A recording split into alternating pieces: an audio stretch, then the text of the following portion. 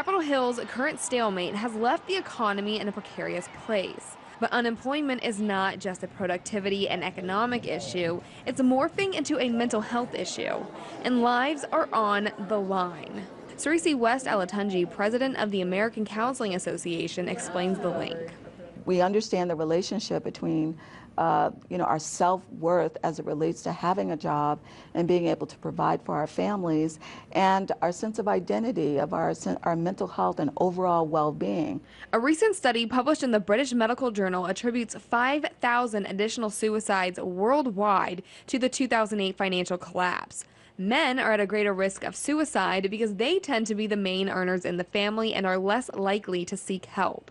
One of the things that we know from the research is that, yes, people are at risk for suicide, for alcohol consumption.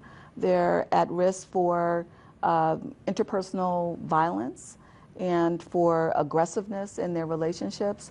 So we know that there are a host of outcomes from joblessness. So where are the joblessness numbers at now? The unemployment rate in the U.S. is 7.3%, meaning 11.3 million Americans are looking for jobs but can't find them. This number has decreased since the financial collapse. But in 2008, 66% of Americans either had a job or wanted a job, a number that's at 63% today. So many people have gotten so frustrated that they've just stopped looking. The world's job market isn't much better. According to the International Labor Organization, unemployment increased by a further 4 million over the course of 2012. The CEO of Gallup, Clifton, who heads the world's leading research and analytic firm, says even these numbers are far underestimated. Everything that you read says 15 to 20% unemployment. Unemployment in the world is 50%. And I think it's such an important number because I think that's what drives, the instability. Countries are just crumbling all over, and it's not just the Middle East, but at the very end of the day, it's more about unemployment, and estimates are grossly inaccurate. And forecasts for next year aren't optimistic. Unemployment is getting worse. It'll get worse in 2014 because of this single metric that nobody talks about.